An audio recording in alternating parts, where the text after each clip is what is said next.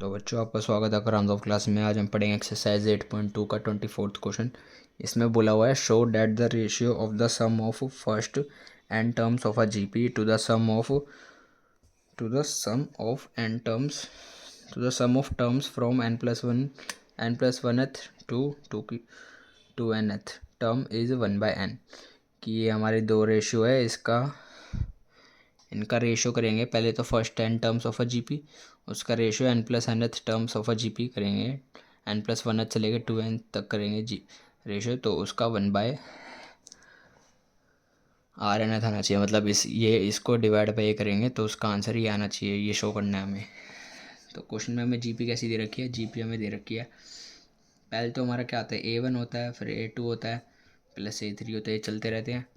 यहाँ पे AN आ जाता है फिर हमारा। उसके बाद बोला है n+1th, तो उसके बाद कौन सी चलने लग जाएगी? an+1, फिर an+2, फिर an+3 एंड सो ऑन। कहाँ तक चलेगी? जब a की पावर a2n हो जाएगा, कि ऐड हो जा रहा है, उसका डबल आ गया। यहीं तक समझ आया आपको?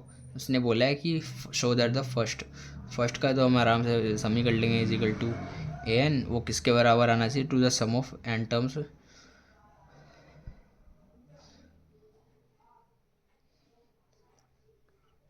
to the sum of n terms of nth plus 2nth।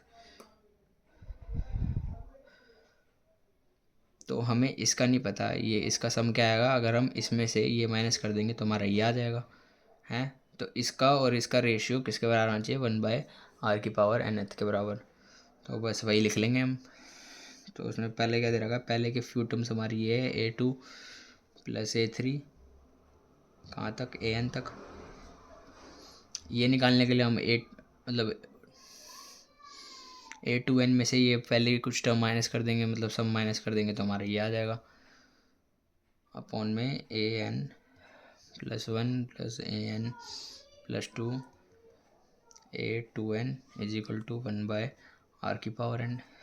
तो ऊपर वाले का सम ये आ जाएगा, नीचे वाले का क्या आ जाएगा? S2n minus Sn। मतलब इसमें से हम ये माइनस करेंगे तो हमारा ये आ जाएगा, इज इक्वल टू 1/r⁴n। सम का फॉर्मूला क्या होता है Sn का? a⁴n−1 upon r−1। ऊपर यहाँ पे आ जाएगा S2n है, तो n की जगह 2n आ जाएगा। a⁴2n−1 r क्या है इसमें? r क्या?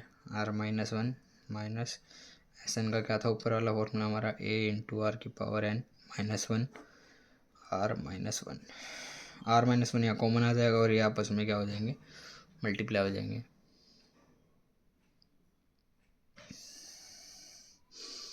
तो a⁴n−1 अपॉन r−1 अपॉन क्या हो जाएगा? r−1 एलसीएम आ जाएगा। a⁴r2n आ जाएगा ar⁴2n माइनस a, यही हमने बस अंदर मल्टीप्लाई किया ना, minus ar⁴n -1 minus sorry a, minus minus plus हो जाएगा। a से हमारा प्लस a से हमारा माइनस का ही कट जाएगा और हमारा